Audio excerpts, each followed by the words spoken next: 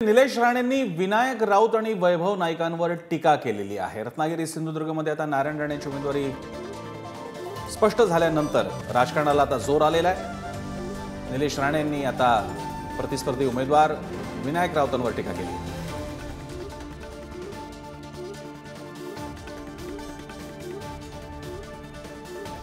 मध्ये आज आपण बघा लोक उत्स्फूर्तपणे आज त्या रॅलीमध्ये सहभागी होतील।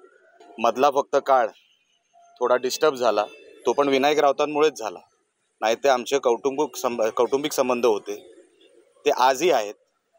तो दुरुस्त झाला काळ, म्हणजे राणे साहेबांना देवाच्या ठिकाणी ठेवला असं मी समजतो।